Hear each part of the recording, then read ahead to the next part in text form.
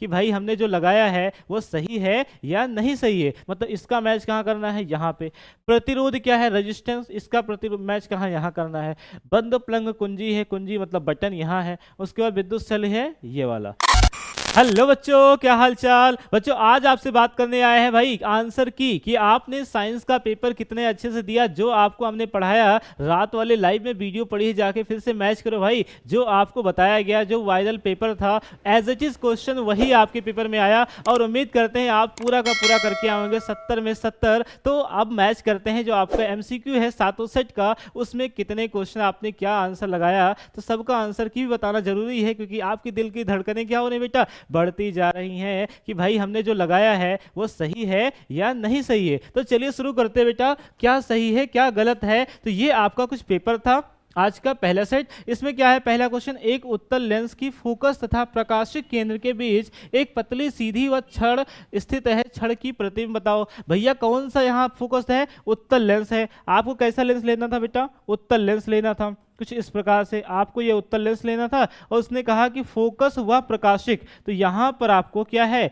ये आपका क्या है, प्रकाशिक केंद्र है, ये आपका फोकस है। यहाँ इसके बीच कोई छड़ क्या है, रखा है। अब आपको पता है कि जब प्रकाश फोकस और ऑप्टिकल सेंटर के बीच रखते हैं तो क्या होता है, एक फोकस से गुजर जाता है, दूसरा का कहाँ जाता है, यहाँ से। इसको जबरदस्ती करके क्या करते हैं बेटा, पीछे वहाँ मिलाते हैं, तो प्रतिबिंब कहाँ बनता है, यहाँ बन जाता है, राइट। मतलब प्रतिबिंब कैसा बना है, आभासी बना है। दूसरी बात कैसा बना है, सीधा बना है। तीसरी बात कैसा बना है, वस्तु से बड़ा बना है। तो आभासी बना है, सीधा बना है और बड़ा बना है। इसका मतलब आंसर नंबर कौन सही हो जाएगा, आपका ऑप्शन नंबर बी सही हो जाएगा। अगर आपने बी ऑप्शन सही लगाया है तो उम्मीद करते हैं अच्छा सा आपका मार्क्स आ जाएगा। बेटा अगला जो प्रश्न है वो सेकंड नंबर क्वेश्चन है, एक अवतल दर्पण की फोकस दूरी 10 सेंटीमीटर है, दर्पण की वक्रता त्रिज्या क्या होगी। वही वाला रिलेशन भाई, कि फोकस दूरी वक्रता त्रिज्या की क्या होती है, आधी होती है। जो फोकस दूरी है वो वक्रता त्रिज्या की क्या होती है बेटा, आधी होती है। हमें क्या दिया है, एक अवतल दर्पण की फोकस दूरी दिया है, फोकस दिया 10 सेंटीमीटर, और आर हमें ज्ञात करना था। तो यहाँ कितना हो जाएगा बेटा, आर एकम आर बराबर 10 दुनाई 20 सेंटीमीटर हो जाएगा। तो यानी कि आपने क्या लगाना था, 20 सेंटीमीटर। इस प्रकार से आपका ये ऑप्शन सही था। अगला क्वेश्चन बात करते हैं फटाफट। तो ये क्वेश्चन थोड़ा सा कॉम्प्लिकेटेड आप सबके लिए हो सकता था। ये क्वेश्चन क्या है, एक प्रिज्म से प्रकाश के अपवर्तन को चित्र में दिखाया गया है, विचलन कोण होता है। बेटा सबसे कंफ्यूजन क्या है कि विचलन कोण को अपन लोग क्या समझते हैं, डेल्टा, राइट। लेकिन यहाँ डेल्टा को क्या, निर्गत कोण जो आपका था ई, उसके जगह पर डेल्टा दे दिया गया है। और डेल्टा तो होता है ये वाला, तो ये वाला जो एंगल है उस एंगल को क्या कहा गया, गामा, शीर्षा विमुख कोण के हिसाब से। तो यहाँ ऑप्शन सी हो जाएगा सही, जिसको अपन लोग कहते हैं गामा, राइट। उसके बाद बेटा मैच करें तो अगला क्वेश्चन है आपको, तारों के टिमटिमाने की घटना का कारण होता है। तो तारों का टिमटिमाना, तारों का टिमटिमाना, तारे हमें टिमटिमाते, देखो तारे बहुत विशाल होते हैं, लेकिन ऊपर से नीचे देखते समय प्रकाश कई बार अपवर्तित होती है, जिसके कारण हमें क्या दिखाई देता बेटा, तारा टिमटिमाते दिखाई देता है। इसका मतलब ऑप्शन क्या है, वायुमंडलीय अपवर्तन के कारण क्या होते हैं बेटा, तारे टिमटिमाते होते हैं। उसके बाद अगला क्वेश्चन बेटा, परावर्तन होता नहीं, परावर्तन होगा तो दिखाई नहीं देगा। अगला क्वेश्चन क्या बेटा, पांचवा, विद्युत परिपथ में प्रयुक्त होने वाले कुछ अवयवों के नाम स्तंभ से दिखाएं। तो यहाँ देखो वोल्ट मीटर है, यहाँ आसानी से आपको दिख रहा है वोल्ट मीटर, ठीक है। मतलब इसका मैच कहाँ करना है, यहाँ पे। प्रतिरोध क्या है, रेजिस्टेंस, इसका प्रतिरोध मैच कहाँ, यहाँ करना है। बंद प्लंग कुंजी है, कुंजी मतलब बटन यहाँ है। उसके बाद विद्युत सेल है ये वाला, इस प्रकार। तो यहाँ पहले का मैच ऐसे कर लेना था, पहले का मैच कौन आ रहा, तो तीसरा। पहले का मैच कौन आ रहा है भाई, तीसरा। दूसरे का जो मैच आ रहा है वो कौन आ रहा है भाई, पहला। दूसरे का पहला। तीसरे का जो मैच आ रहा है वो कौन सा आ रहा है बेटा, तीसरे का चौथा आ रहा है, राइट। इस तरह आपको मैच करना था। चौथे वाला जो आंसर है वो क्या हो रहा है बेटा, चौथे वाला आ रहा है दूसरा। तो इस तरह से आपको पहले का तीसरा, यहाँ देख लो पहले का तीसरा है, दूसरे का पहला है, और तीसरे का दूसरा है। तो ये वाला तो होगा नहीं। यहाँ देखो पहले का आपका तीसरा, दूसरे का पहला, और तीसरे का चौथा, और चौथे का दूसरा। ऑप्शन नंबर कौन सा सही है, डी। तो इस प्रकार से आपको मैच करना था, ऑप्शन नंबर डी इसका करेक्ट आंसर है। उसके बाद बेटा अगला प्रश्न अगर बात करूं मैं, तो है किसी तार का प्रतिरोध 2 ओम है। फटाफट सॉल्व करते हैं। किसी तार का प्रतिरोध कितना है, 2 ओम है। इस पदार्थ के किसी अन्य तार जिसकी लंबाई पहले तार की लंबाई का 2 गुना है। रात में ही कराया यार क्वेश्चन, एकदम आसान सा क्वेश्चन था। आपको इस फार्मूले नए प्रतिरोध के लिए आर डैश बराबर क्या लगाना था, एन स्क्वायर आर। और पुराना वाला प्रतिरोध कितना दिया है बेटा, पुराना वाला प्रतिरोध आर बराबर दिया है 4 ओम, कितना दिया है, यहाँ पे देख सकते हो 2 ओम दिया है। कितना दिया है? 2 ओम दिया है, राइट। और कितना गुना किया है? तो 2 गुना किया गया है, मतलब एन कितना आ जाएगा नंबर? 2 गुना किया गया है, राइट। यहाँ पे रखेंगे तो 2 का स्क्वायर क्या हो जाएगा? 4, और आर कितना है? 2, तो आर डैश कितना आ जाएगा बेटा? 2 दूनाई 4, गुणते आ जाएगा 2, यानी आर डैश बराबर 4 दूनाई 8 ओम आ जाएगा। किसका किसका आपका 8 ओम आ गया बेटा? 8 ओम यहाँ ऑप्शन दिया था, 8 ओम आपका क्या है? सही हो जाएगा, अगर आपने 8 ओम लगाया होगा। उसके बाद बेटा बात करें तो अगला प्रश्न है, किसी चुंबकीय क्षेत्र में किसी कुंडली के घूर्णन के कारण कुंडली में उत्पन्न प्रेरित विद्युत धारा की दिशा किस लिए कैसे आप करते हैं? कोई कुंडली है जो घूर्णन गति कर रही है, तो उसमें कैसे ज्ञात करते हैं? इस तरह से फ्लेमिंग का नियम, तो फ्लेमिंग के बाएं हाथ के रूल के अकॉर्डिंग अपन लोग इसको ज्ञात करते हैं। क्या करते हैं बेटा? फ्लेमिंग के बाएं हाथ के नियम से। समझ पा रहे हो? तो ऑप्शन नंबर बी इसका सही है। और हमने आपको ट्रिक भी बताया था यार कि जो नहीं आएगा उस पर ऑप्शन नंबर बी मार देना, आपका 12 से 13 क्वेश्चन बी ही ऑप्शन आता है, ठीक है, ये हमारे बच्चे जानते हैं। उसके बाद सेक्शन बी आता है आपका। सेक्शन बी में क्या है? आईयूपीएससी दिया है, आईयूपीएससी बताया गया था आपको। कितना आसान सा आईयूपीएससी बेटा, यहाँ देखो आपको केवल ग्रुप पहचानना था। COOH कैसा? ओइक है, मतलब एथेनोइक होगा। एथेनोइक को अपन लोग एसिटिक अम्ल कहते हैं, ठीक है। तो ऑप्शन नंबर क्या हो जाता? ए सही हो जाएगा, कुछ भी ऐसा था ही नहीं, ठीक है। एसिटिक अम्ल है, यहाँ पे एक बार देख लेते हैं, तो मेथ और एथेनोइक अम्ल होगा। ऑप्शन नंबर क्या हो जाएगा? बी सही हो जाएगा सॉरी बच्चा। तो क्या हो जाएगा? मेथ और एथेनोइक अम्ल हो जाएगा, ठीक है। उसके नंबर ऑप्शन नंबर 9 है। तो निम्नलिखित में कौन एल्काइन का सूत्र है? एल्काइन का सूत्र क्या होता है? एल्केन सिंगल बॉन्ड है कार्बन कार्बन के बीच, तो एन होता है, यानी एल्केन। कार्बन कार्बन के बीच डबल बॉन्ड तो क्या होता है? इन होता है, राइट। कार्बन कार्बन के बीच ट्रिपल बॉन्ड तो क्या बोलते हैं? आइन बोलते हैं। और हमें क्या चाहिए था?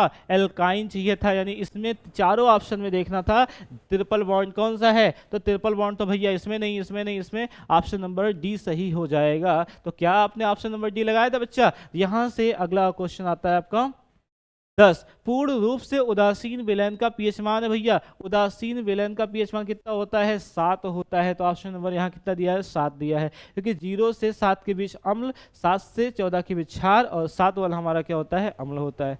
उसके बाद क्वेश्चन है 11 नंबर कि सोडियम कार्बोनेट 10H2O का प्रचलित नाम होता है भैया। तो प्रचलित 10 देख करके आप लगा लेते कौन सा? धोने का सोडा होता है, ठीक है। यहाँ से क्या आ जाएगा? धोने का सोडा आ जाएगा। 12 नंबर क्वेश्चन है संयोजन अभिक्रिया का उदाहरण। ये बच्चों को क्वेश्चन बहुत डाउटफुल रहा होगा कि इसमें सभी में लग रहा है कि हाँ संयोजन हो रहा है। जिंक का सल्फ्यूरिक अम्ल से क्रिया, कैल्शियम कार्बोनेट तथा हाइड्रोक्लोरिक अम्ल की क्रिया, ग्लूकोज का ऑक्सीजन के साथ अभिक्रिया, बट यहाँ पर केवल कार्बन का वायु में जलना होता है, ठीक है। कार्बन जो है ऑक्सीजन से क्रिया करके कार्बन डाइऑक्साइड गैस उत्सर्जित करता है, जिसे हम लोग संयोजन अभिक्रिया कहते हैं। तो ऑप्शन नंबर ए बेटा सही है। उसके बाद बात करें तो क्वेश्चन नंबर 13 जो आपका है, निम्न में क्षारीय धातु है। क्या है? निम्न में क्षारीय धातु है। तो क्षार कैसा धातु है? तो सभी लिखे हैं, पोटेशियम, एल्युमिनियम, सिल्वर, कैल्शियम। लेकिन क्षारीय रात में पढ़ाए थे आपको ना, याद आ गया होगा। तो कैल्शियम आपका क्या है? क्षारीय होता है। आगे बात करते हैं बेटा। अगला है मनुष्य में वृक्क एक तंत्र का भाग है जो संबंधित है। इसमें कौन सा ऑप्शन लगाया था भाई? तो ये होता है उत्सर्जन। और उत्सर्जन से आपको क्वेश्चन ना मिले ऐसा कहाँ हो सकता है? तो उत्सर्जन से क्वेश्चन था। उसके बाद बेटा अगला था मस्तिष्क उत्तरदायी है। जो हमारा ब्रेन है वो किसके लिए उत्तरदायी है? वो सोचने के लिए है बेटा, सोच सकता है हमारा दिमाग। हृदय स्पंदन को नियंत्रित करने के लिए, हाँ हमारी पूरी बॉडीज को नियंत्रित करता है, ये भी सही है। शरीर का संतुलन बनाने के लिए, शरीर का पूरा संतुलन उसी के भार में होता है। मतलब तीनों ऑप्शन सही है, यानी इनमें से सभी। तो ऑप्शन नंबर क्या हो जाएगा? डी सही हो जाता। अगला प्रश्न है यहाँ पर ग्लाइकोलाइसिस का अंतिम उत्पाद है। तो ग्लाइकोलाइसिस का अंतिम उत्पाद होता है पाइरोवेट। क्या होता है? पाइरोवेट होता है। इसका ऑप्शन नंबर सी सही था, बी सही था। उसके बाद अगला है क्वेश्चन नंबर 17, पुंकेसर में होते हैं। तो पुंकेसर में क्या होता है? पुंकेसर में एक तंतु होता है जो आपके परागकोश को क्या होता है? एकत्रित करता है। तो यहाँ ऑप्शन नंबर क्या था? बी ऑप्शन सही था। उसके बाद बेटा अगला क्वेश्चन है, मेंडल ने अपनी प्रारंभिक शिक्षा प्राप्त की थी। यार इतना आसान सा क्वेश्चन दे दिए, ठीक है। मेंडल कहाँ के थे? इंग्लैंड के थे। मतलब वहाँ क्या होगा? ना मंदिर था, ना प्राथमिक विद्यालय हमारे जैसे था, और ना घर था। वो गिरजा घर से पढ़े थे, ठीक है बेटा। तो ऑप्शन नंबर ए सही है। उसके बाद अगला क्वेश्चन है, मेंडल के अनुसार मटर के शुद्ध बौना पौधे का जीवन प्रारूप होता है। ये पढ़ने वाले बच्चे जो थे वो बता पाएंगे। ये टी और टी, स्मॉल वाला टी होता है, ठीक है। ये टी और टी, ऑप्शन नंबर सी सही था। उसके बाद अगला क्वेश्चन है, निम्नलिखित में कौन शीर्ष मांसाहारी है, अत्यधिक मांसाहारी है, तो वो कौन हो जाएगा भैया, ऑप्शन नंबर बी सही हो जाएगा, बाघ। तो क्या आपने देखा, जो बंदा कुछ भी नहीं पढ़ा था, अगर केवल हमारे कहने पर बी मार्क किया होगा ना, तो भी आपका 12-13 क्वेश्चन क्या हो जाएंगे, सही हो जाएंगे। तो सभी के ऑप्शन क्या थे, बी। तो अगले सेट को चलते हैं और देखते हैं क्या हमारे लॉन्ग क्वेश्चन कैसे आते हैं। ये हमारा पेपर था, ठीक है, सीएन जो हमने आपको पढ़ाया एज इट इज क्वेश्चन वही आया। आप रात के वायरल पेपर वाले लाइव क्लास को जाकर देखें, जो पेपर हमने आपको कराया था निकट दृष्टि दोष, एज इट इज क्वेश्चन वही आया है। निकट दृष्टि दोष का संशोधन कैसे किया जाता है, हमने पूरा निकट दृष्टि दोष बता दिया। संशोधन कैसे किया जाता है, निकट दृष्टि दोष का संशोधन अवतल लेंस लगाकर किया जाता है। कैसा लेंस किया जाता है, क्या आपने अवतल किया कि नहीं किया, केवल इतना लिखना था बेटा, अवतल लेंस ही लिखना था आपको, ठीक है। किसी लेंस की क्षमता -2 डायोप्टर, क्षमता भी आपको कराया था रात में। फिर यहाँ कितना होता है, 100 फोकस होता है, और पावर हमें क्या निकालना, क्षमता दिया है, राइट, क्या दिया है, क्षमता दिया, -2 दिया है, 100 क्या होगा, फोकस निकालना है, फोकस किधर जाएगा, कितना हो जाएगा, -2f बराबर कितना 100, यानी f निकालेंगे कितना हो जाएगा 100/2, माइनस का काट देंगे कितना, f बराबर -2 आ जाए। और फोकस अगर माइनस में आ रहा, कैसा लेंस होगा, अवतल लेंस होगा। अवतल लेंस में फोकस क्या होता है, माइनस में होता है, तो यहाँ लेंस की प्रकृति कैसी हो जाएगी, अवतल लेंस हो जाएगी। ये भी अवतल था, ठीक है। यहाँ पर इसके लिए आंसर भी कैसा प्रकृति था, अवतल लेंस। तो यहाँ पे आपसे केवल चिन्हों के द्वारा पूछा गया था कि कैसा लेंस है, तो अवतल लेंस इसमें भी हो जाएगा, अवतल लेंस इसमें भी हो जाएगा। उसके बाद अगला क्वेश्चन है कि निर्वात में प्रकाश की चाल 3 गुणे इतना है मीटर प्रति सेकंड, हीरे में प्रकाश की चाल ज्ञात कीजिए, हीरे का निरपेक्ष अपवर्तनांक कितना है। सिंपल सा क्वेश्चन था बेटा, जो हमारा अपवर्तनांक होता है वो n बराबर क्या होता है, c/v, ठीक है, और n दिया है कितना 2.42। उसके बाद c दिया होता है 3 × 10⁸, ठीक है, वो दिया भी है। और v माध्यम प्रकाश की चाल ज्ञात करना है, गुणा करा दो बेटा, तो 2.42 v हो जाएगा, बराबर आ जाएगा 3 × 10⁸। इस तरह आपको लगाने थे। जब v का मान निकालेंगे तो 3 × 10⁸ बटे में आ जाएगा 2.42, सॉल्व कर लेते हैं, आंसर आ जाता है, ठीक है। इतना आसान क्वेश्चन था। उसके बाद है स्वच्छ किरण आरेख बनाकर अवतल लेंस। अवतल लेंस कैसा होता है बेटा, अवतल लेंस ऐसे होता है। और जानते हो आप, अवतल लेंस में केवल 2 ही केसेस बनते हैं, इसलिए यहाँ किसी केस का नाम नहीं लिखा है, ठीक है। आपकी मर्जी, आप जैसा भी बना पाए। तो मान लेते हैं यहाँ कोई वस्तु रखा है, राइट, जब यहाँ वस्तु जब रखा है तो यहाँ से कैसे प्रकाश फैल जाती है, क्या होती है बेटा, प्रकाश फैल जाती है इस प्रकार से जा करके।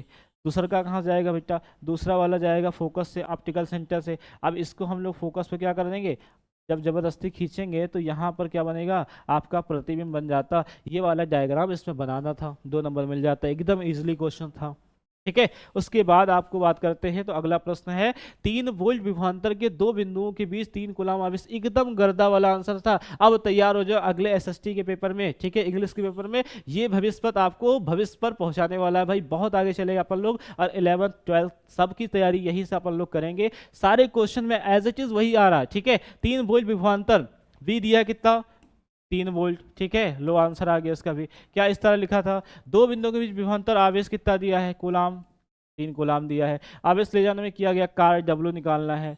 क्या नहीं बताया गया था, ए बिंदु से कहाँ तक, बी बिंदु तक 1 कूलम आवेश को ले जाने में किया गया कार्य क्या होता है, वी बराबर W/Q होता है, आंसर आ जाएगा बेटा। तो क्या V बराबर क्या होता है, W/Q। आपको क्या चाहिए यहाँ पे, W चाहिए, तो W बराबर निकालोगे तो क्रॉस गुणा BQ, और B और Q कितना 3 और 3 6, कितना ऑप्शन आ जाता है, आंसर आ जाता है भैया W बराबर 6 जूल, कितना आ जाएगा 6 जूल आ जाएगा। लो आंसर आ गया।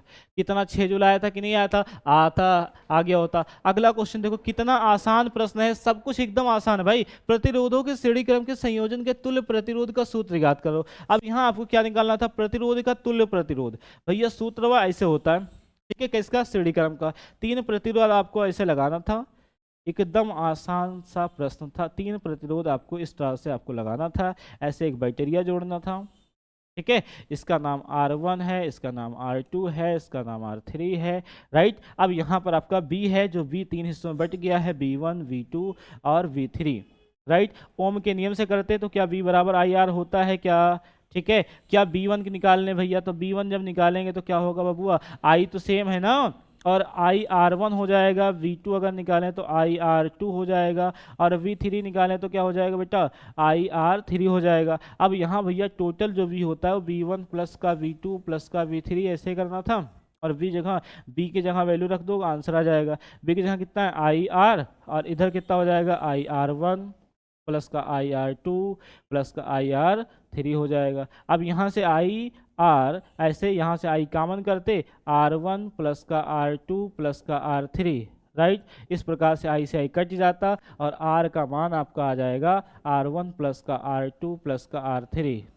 ठीक है, इतना ही आपको करना था। कितना आसान सा प्रश्न था, ठीक है, 1-1 मिनट का आंसर था। इतना आसान आपका पेपर आ गया क्योंकि आपने को हमने पढ़ाया था भाई, बहुत गर्व से कह सकता हूँ, जो पढ़ाया वही आया। ठीक है, अगला प्रश्न क्या है बेटा, अगला प्रश्न है यहाँ पर चौथा क्वेश्चन, सामान्य घरेलू विद्युत परिपथ का नामांकित व्यवस्था कीजिए। तो जो घरेलू परिपथ है उसका आपको स्ट्रक्चर बनाना था, ठीक है, सिंबल को दिखाना था, जो सिंबल आपके पेपर में दिए भी गए थे, इसको कर लेते। अगला प्रश्न है विद्युत चुंबकीय प्रेरण की घटना क्या है। विद्युत चुंबकीय प्रेरण की जो घटना है, एक चुंबक को लो और एक कुंडली कॉइल को लो, तो जब हम किसी चुंबक व कुंडली के मध्य सापेक्ष गति कराते हैं तो चुंबकीय फ्लक्स के मान में परिवर्तन होता है, जो एक विद्युत वाहक बल उत्पन्न करता है, जिससे धारा प्रेरित होती है। इस घटना को विद्युत चुंबकीय प्रेरण कहते हैं। यानी चुंबक और कुंडली के बीच संबंध बताना था। अगला क्वेश्चन था चुंबकीय क्षेत्र रेखाओं से क्या तात्पर्य है। इनके दो गुण लिखना है। दो गुण क्या होते हैं यार, चुंबक के दो ध्रुव होते हैं, उत्तरी ध्रुव और दक्षिणी ध्रुव। चुंबकीय क्षेत्र रेखाएं क्या होती हैं, वक्रित होती हैं। चुंबकीय जो आपकी यही दो गुण लिखने थे। उसके बाद चुंबक से क्या तात्पर्य है भैया, चुंबक बता देते कि ये लोहे वाले वस्तुओं को यानी धातुओं को अपनी ओर आकर्षित करती हैं। ठीक है, अगला है धारावाही परिनालिका द्वारा उत्पन्न चुंबकीय क्षेत्र दर्शाइए, आरेख बनाइए। आपको एक परिनालिका बनाना था, सबको बताया था बेटा, परिनालिका बनाना था। ठीक है, नॉर्थ और साउथ था। ठीक है, यहाँ ऐसे बन जाएगा। एक नरम लोहा लेना था, ठीक है, एक क्या लेना था, नरम लोहा था। इसमें क्या तार लपेट देते, इस प्रकार से क्या तार लपेट दिया, बैटरिया लगा दिया, और यहाँ पे जैसे बोल देते तुरंत ये क्या होता, चुंबक बन जाता। यही डायग्राम आपको बनाना था इस तरह से। कितना आसान क्वेश्चन था। किसी नर्म लोहे के ऊपर तांबे के एन फेरे लपेट कर उसमें विद्युत धारा प्रवाहित करते हैं तो नर्म लोहा एक चुंबक की भांति कार्य करता है, जिसे परिनालिका कहा जाता है। इतना लिखना था आपको फटाफट। अगला क्वेश्चन था भाई सेक्शन बी में 5वें का, कार्बनिक यौगिक में ऑक्सीकरण तथा प्रतिस्थापन अभिक्रिया को उदाहरण द्वारा दीजिए। भैया ऑक्सीकरण और प्रतिस्थापन सब कुछ कराया था, एकदम इजीली क्वेश्चन है। ठीक है, विरंजक चूर्ण तथा बेकिंग सोडा में प्रतीक के निर्माण की विधि, रासायनिक समीकरण। विरंजक चूर्ण का कैल्शियम ऑक्सीक्लोराइड, ठीक है, बेकिंग सोडा, एकदम इजी क्वेश्चन था। अगला प्रश्न पूछा गया था सक्रियता श्रेणी, ये भी आपको बताया था। सक्रियता श्रेणी समझाया दैनिक जीवन में, इसके दो महत्व बताइए। एल्डिहाइड कीटोन के नाम का आईपीएसी बताओ। एल्डिहाइड और कीटोन का नाम का आईपीएसी, यार एल्डिहाइड क्या होता है, CHO होता है। मेथेनॉल होता है, क्या होता है, मेथेनॉल होता है, सबको पता है, राइट। कीटोन आपका क्या होता है, CH3 C double bond OCH3, ये भी बताया था आपको ना। तो इसको क्या बोलते हैं, प्रोपेनोन। क्या बोलते हैं बेटा इसको, प्रोपेनोन। क्या आपने प्रोपेनोन लिखा था कि नहीं, जो लिखने लायक था, जो आपको डाउट होगा वो सब कुछ बताएंगे। उसके बाद बेटा अगला प्रश्न है कार्बन के सर्वोत्तमुखी प्रकृति को उदाहरण द्वारा समझाइए। भैया कार्बन की संयोजकता वाला क्वेश्चन था कि कार्बन 4 बॉन्ड कैसे बनाता है और कैसे बैलेंस रह जाता है, उसकी व्याख्या करनी थी। एकदम इजी क्वेश्चन। संक्षारण की निवारण की दो विधियां, संक्षारण अभी जाके देख सकते हो यार, कितना आसान। जंग लगने की प्रक्रिया जो होती है वो संक्षारण होता है। ठीक है, किसी धातु को सड़ने की प्रक्रिया। मरकरी के एक एस का नाम सूत्र द्वारा लिखिए, इसके मरकरी, एकदम इजी क्वेश्चन। उसके बाद क्या है, समजातीय श्रेणी को एल्कोहल तथा एल्डिहाइड के दो उदाहरण दीजिए। समजातीय भी बताया था, समान जात वाले, जैसे methanol, ethanol, propanol, butanol, pentanol. ठीक है, उसने यहाँ उदाहरण भी दे दिया अल्कोहल, तो मेथेनॉल, एथेनॉल, प्रोपेनॉल, ब्यूटेनॉल ऐसे लिखना था। Aldehyde methanol, ethanol, propanol, butanol, pentanol, ये करना था। मिसेल क्या है, कपड़ा साफ करने की प्रक्रिया को मिसेल कहते हैं। एक साबुन कैसे कपड़े को साफ करता है, ग्रीस को। धातुएं एवं अधातुओं के गुणों को लिखिए। धातुएं चमकीले होते हैं, चालक होते हैं, इसमें क्या होते हैं, चमक होती है। ठीक है, इसे पीट कर कई वस्तुओं का आकार दे सकता है। वहीं अधातुएं क्या होती हैं, ये चालक नहीं होती हैं, इसी का अपोजिट। एकदम इजी क्वेश्चन था यार। अगला है किन्हीं दो संक्षिप्त टिप्पणी लिखो भैया। गैरिया आपकी बायोलॉजी, एकदम बायोलॉजी पर देखो टिप्पणियां ही आती हैं, आपको टिप्पणियां भी कराया था कि भैया आपसे 12-13 टिप्पणियां की जाएंगी, 9 टिप्पणियां आपसे की गई हैं, फटाफट देख सकते हैं। ये सब क्वेश्चन बहुत ही ईजी थी। उम्मीद करते हैं कि आपने पेपर बहुत ही अच्छा दिया होगा और अपने भविष्य को आगे की ओर राह देख रहे हैं। 11th फिर मिलते हैं आपसे, कहीं जाइएगा नहीं, भविष्य के साथ आप जुड़े रहिएगा, ठीक है। अपन लोग आपकी तैयारी के लिए तत्पर रहेंगे और आप एक विश्वास के साथ हमसे जुड़ सकते हैं। जो हम पढ़ाएंगे आपके एग्जाम में वही आएगा। हर एक एग्जाम जो आपका एंट्रेंस एग्जाम होगा उन सब में हम लोग बहुत ही तत्पर से आपके लिए वादा करते हैं। मिलते हैं, आपका पेपर बहुत अच्छा गया है, धन्यवाद। अगले पेपर के लिए आप तैयार रहें। All the best.